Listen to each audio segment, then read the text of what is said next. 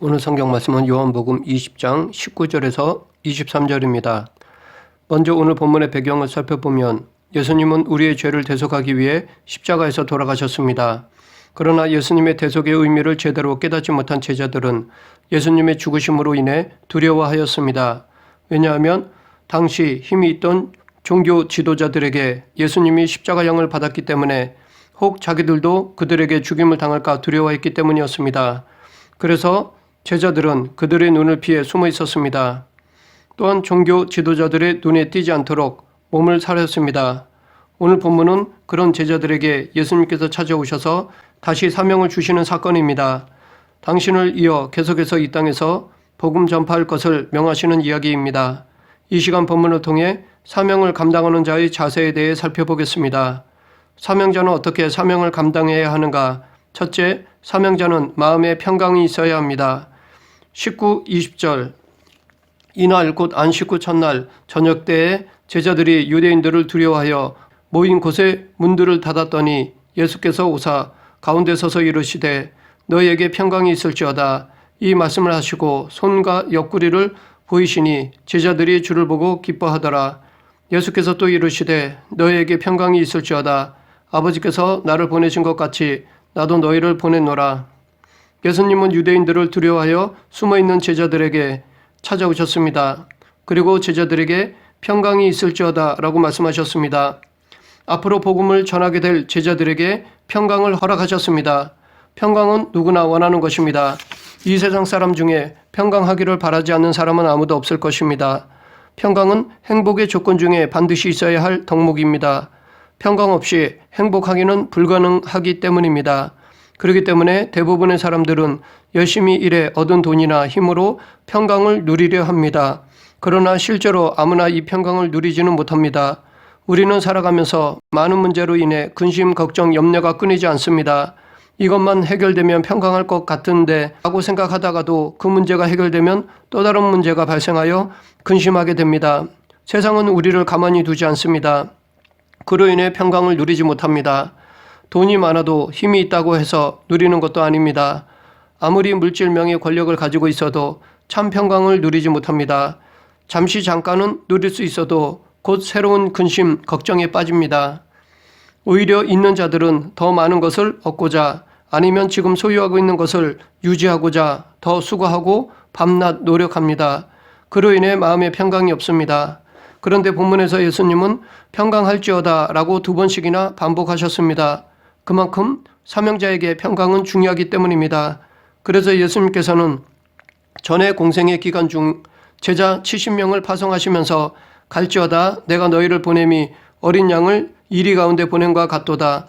전대나 배낭이나 신발을 가지지 말며 길에서 아무에게도 문안하지 말며 어느 집에 들어가든지 먼저 말하되 이 집이 평안할지어다 하라 라고 말씀하셨던 것입니다. 사명자는 평안을 전해야 하는데 그러기 위해서는 전달자가 먼저 평강을 누려야 합니다. 사명자가 먼저 평안을 누려야 남에게도 평안을 전할 수가 있습니다. 그런데 본문에서 예수님은 무조건 제자들에게 평강을 누리라고만 말씀하시지 않으셨습니다. 제자들에게 손과 옆구리를 보이셨습니다. 당신이 십자가에 못 박힌 상처를 보여주셨습니다. 이것은 2가지 의미로 생각해 볼 수 있습니다. 첫째, 손과 옆구리의 상처를 보여주신 것은 육체적 부활의 증거로서 예수님께서 당시 종교 지도자들의 권력으로 십자가에서 죽으심으로 끝난 패배자가 아니라 부활하여 하나님의 뜻을 이루신 참 승리자이심을 보여주시기 위해서입니다. 그래서 그 상처를 본 제자들은 기뻐하였습니다. 근심, 걱정, 염려하던 제자들의 마음에 평강이 임했습니다. 여기서 알 수 있듯이 평강은 우리가 의지적으로 만드는 것이 아닙니다. 오직 예수 그리스도를 만나야만 누릴 수 있습니다. 사망 권세를 이기시고 부활하신 예수 그리스도를 만나야 참 평안이 옵니다. 그러므로 지금 우리도 예수 그리스도를 믿음으로 우리를 붙잡고 있는 두려움을 쫓아내고 참 평강을 누릴 수 있습니다. 그런데 세상에는 이 평강을 얻기 위해 산속에 들어가는 사람들이 있습니다. 이들은 속세와 연을 끊으면 평강할 것이라고 생각합니다. 그러나 이것은 현실 도피일 뿐입니다. 누구나 아무도 없는 곳에 가면 스트레스를 받지 않아 마음의 평강이 있는 것처럼 생각이 듭니다. 그러나 다시 자기 생활로 돌아오면 똑같이 근심, 걱정, 염려에 사로잡혀 그렇게 얻은 평강은 곧 사라집니다. 이것은 참 평강이 아닙니다. 참 평강은 어떤 상황에서나 여건에 구애받지 않아야 합니다. 상황에 휘둘리지 않아야 합니다. 어떤 상황이건 지금 있는 곳에서도 누릴 수 있어야 합니다. 악한 영의 방해에서도 누릴 수 있는 것이 참 평강입니다. 이 참 평강은 오직 예수님만이 주실 수 있습니다. 둘째, 또한 예수께서 당신의 상처를 보여주신 것은 평강은 그냥 주어지는 것이 아님을 말씀하시기 위해서입니다. 이 평강을 누리기 위해서는 그에 합당한 수고와 노력이 있어야 한다는 것입니다. 바꿔 말해 평강을 얻는 방법인 예수님을 믿는다는 것이 쉽지 않다는 것입니다. 예수님이 주시는 평강을 얻기 위해서는 고난을 반드시 거쳐야 한다는 것입니다. 왜냐하면 사탄은 우리가 예수님께서 주시는 평강을 누리는 것을 싫어하기 때문입니다. 그래서 사탄은 예수님을 믿는 자에게 더 큰 고통과 고난을 줍니다. 그렇기 때문에 예수님이 주시는 평강을 누리기 위해서는 반드시 고난을 지나야 합니다. 그런데 사탄이 주는 고통, 고난은 만만치가 않습니다. 인간적인 힘으로 견디기가 너무나 힘듭니다. 죽을 만큼이나 힘이 듭니다. 그래서 많은 사람들이 이 길을 포기합니다. 믿음의 길을 포기합니다. 그럼에도 불구하고 포기하지 말고 인내해야 합니다. 그러면 성령님께서 이 고난에서 우리를 이기게 해주십니다. 이렇게 믿음으로 인내하여 이 평강을 누린 사람이 있습니다. 바로 사도 바울입니다. 바울은 예수 그리스도를 전하기 위해 자기의 모든 것을 배설물로 여겼습니다. 물질, 명예, 권력을 포기했습니다. 그뿐 아니라 예수 그리스도로 말미암아 많은 핍박과 죽을 고비도 넘겼습니다. 태장을 당하고 돌에 맞고 배가 파손되는 등 많은 고난과 고통을 겪었습니다. 이 모든 것을 인내하고 나서 그는 내가 궁핍함으로 말하는 것이 아니니라 어떠한 형편이든지 나는 자족하기를 배웠노니 나는 비천에 처할 줄도 알고 풍부에 처할 줄도 알아 모든 일 곧 배부름과 배고픔과 풍부와 궁핍에도 처할 줄 아는 일체의 비결을 배웠노라. 내게 능력 주시는 자 안에서 내가 모든 것을 할 수 있느니라 라고 고백했습니다. 여기서 바울이 말한 자족했다는 것은 어떠한 환경과 여건 속에서도 마음의 평강을 누렸다는 것으로도 볼 수 있습니다. 그가 이렇게 할 수 있었던 것은 예수 그리스도를 믿었기 때문입니다. 예수님으로 인해 받는 고난과 핍박을 힘든 것으로 받아들이지 않고 오히려 기쁨으로 여겼기 때문입니다. 이처럼 하나님께 부름받은 모든 그리스도인은 예수 그리스도를 믿음으로 평강을 누려야 합니다. 바울에게는 예수 그리스도로 말미암아 더 이상 부와 가난이 큰 의미가 없게 되었습니다. 물질을 의지하지 않고 없는 것에 두려워하지 않았습니다.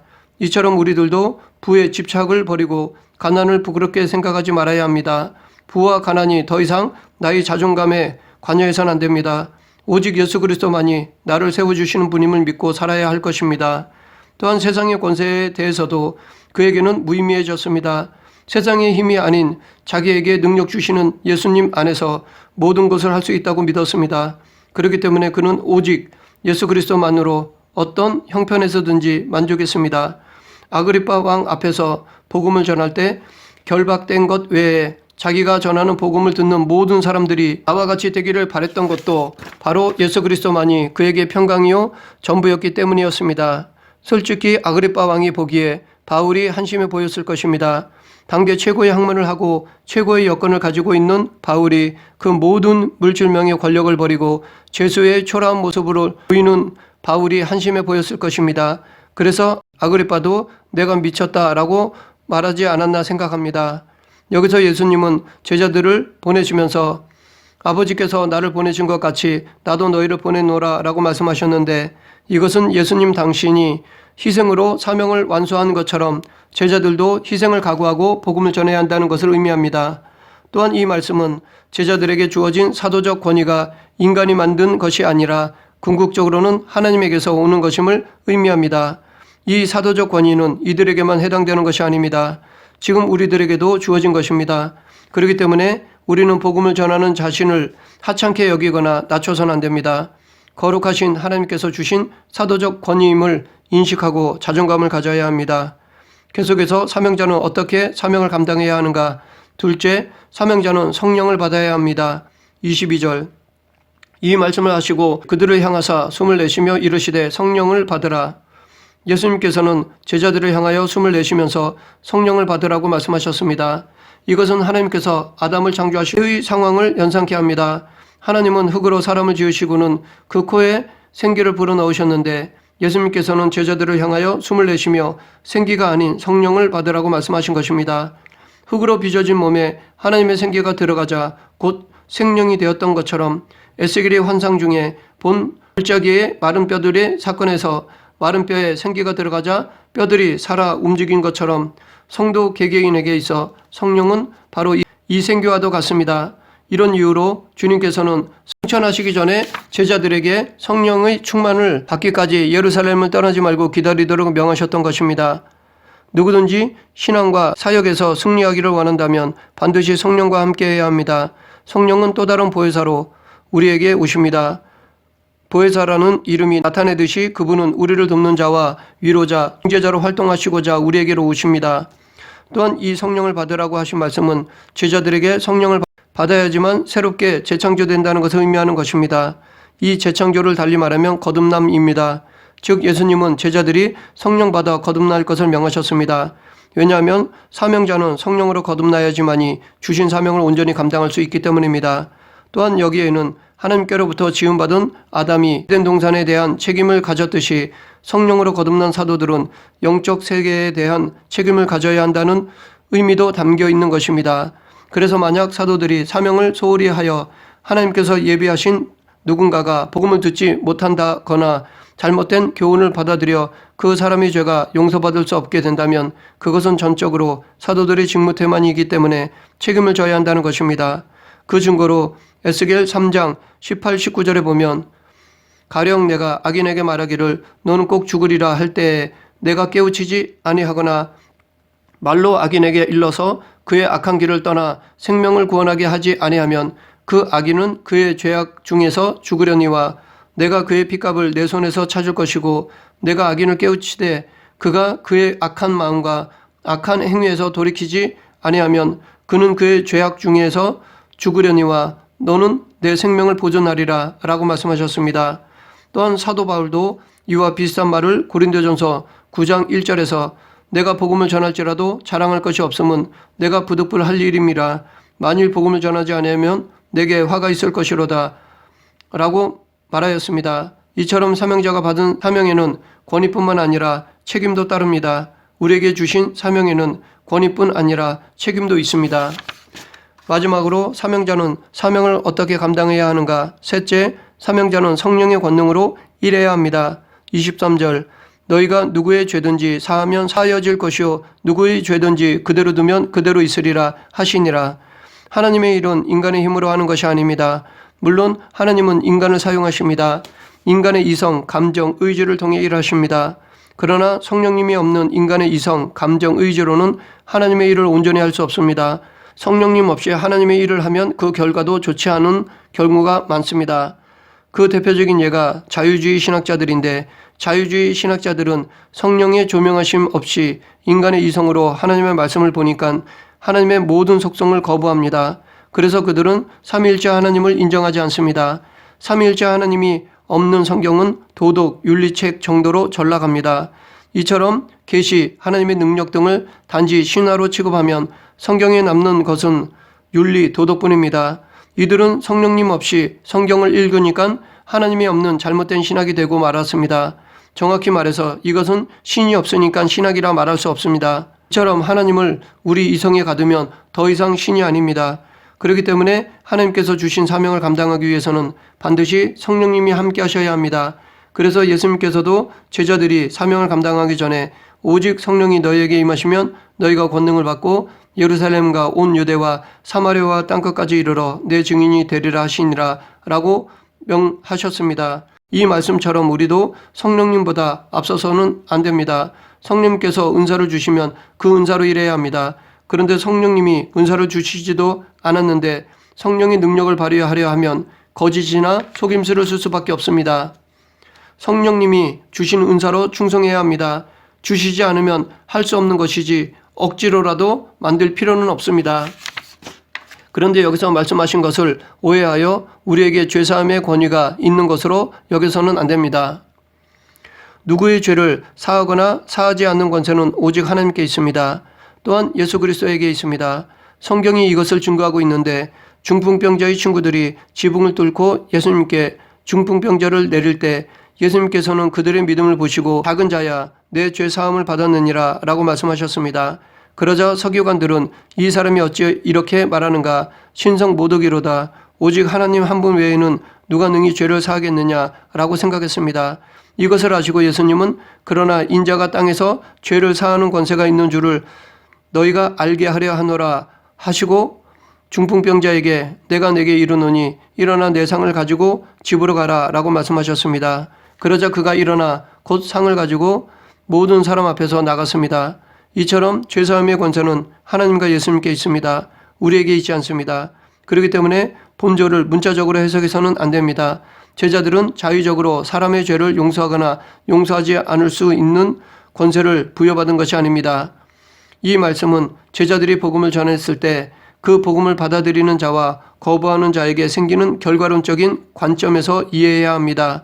즉 사도들에게는 복음을 전하는 사명만 주어졌습니다. 그래서 사도들이 복음을 전할 때 그 복음을 받아들이면 죄를 용서받는 결과가 생깁니다. 반면에 복음을 거부하면 심판을 받게 되는 결과가 생깁니다. 결국 사도들은 복음을 전할 뿐이지만 그 결과론적으로 보면 복음을 전하는 것이 사람의 죄를 용서하거나 용서하지 않을 수 있는 권세가 있는 것이나 마찬가지가 되는 것입니다. 제자들이 사명을 감당할 때 복음을 듣고 영접하는 자에게는 그것이 죄사함으로 연장되기 때문에 복음 전하는 사도에게 이런 권세가 있는 것처럼 보이는 것입니다. 그런데 이 말씀을 문자적으로 잘못 해석하는 자들이 있습니다. 가톨릭이 그렇습니다. 가톨릭은 죄를 사하거나 유보하는 권세가 사제에게 주어졌다고 보고 있습니다. 그러나 이것은 잘못된 것입니다. 오직 인간의 죄를 사하실 수 있는 분은 성부와 성자이십니다. 만약 예수님의 이 말씀이 문자 그대로였다면 사도행전에서 초대교회가 죄사함을 행한 사례가 발견되어야 합니다. 사도들이 자기 권위로 죄사하는 일이 있어야 합니다. 하지만 사도가 인간이 죄사했다는 사례는 그 어디에도 나타나지 않습니다. 다만 죄사함에 관한 말씀 선포만 나타나 있을 뿐입니다. 사도행전 2장 38절 베드로가 이르되 너희가 회개하여 각각 예수 그리스도의 이름으로 세례를 받고 죄사함을 받으라. 그리하면 성령의 선물을 받으리니. 베드로는 자신이 죄사함을 행하지 않았습니다. 예수님께 죄사함을 받으라고만 말하였을 뿐입니다. 그러므로 인간에게는 죄사함의 권세가 없습니다. 또한 죄를 유보하는 권세도 인간에게 주시지 않았습니다. 죄를 유보, 보류하는 것은 심판자이신 하나님만이 하실 수 있는 것입니다. 그러므로 우리는 우리의 죄를 예수 그리스도의 이름으로 하나님께 자복하고 회개해야 할 뿐입니다. 그러면 하나님은 예수 그리스도의 보혈로 말미암아 우리의 죄를 용서해 주십니다. 어느 누구도 예수님의 권위를 대신할 수 없습니다. 가톨릭에서 사제의 죄사함의 권세는 예수님의 자리에 앉으려는 교만한 행위입니다. 그런 거로 고해성사는 가증스러운 행위입니다. 말씀을 정리하겠습니다. 예수 그리스도를 영접한 성도는 모두 사명자입니다. 사명자는 예수 그리스도를 전하는 사도적 사명을 가지고 있습니다. 그러므로 모든 그리스도인들은 예수 그리스도로 말미암아 평강해야 합니다. 그리고 그 평강을 전해야 합니다. 또한 성령을 받아야 합니다. 다시 말해 거듭나야 합니다. 그리고 성령의 권능으로 일해야 합니다. 이런 사명자의 자세로 사명을 감당할 때 하나님은 기뻐하십니다. 본문에서 말씀하신 사명자로서의 합당한 자세를 갖추어 하나님께 충성하는 저와 여러분이 되길 간절히 축원합니다. 기도하겠습니다. 사랑의 하나님, 평강을 누리고 평강을 끼치는 그리스도인이 되게 하여 주시옵소서. 말씀과 성령으로 거듭난 삶을 살아가게 하시고 성령의 권능으로 일하는 성도가 되게 하여 주시옵소서. 예수님 이름으로 기도드립니다. 아멘.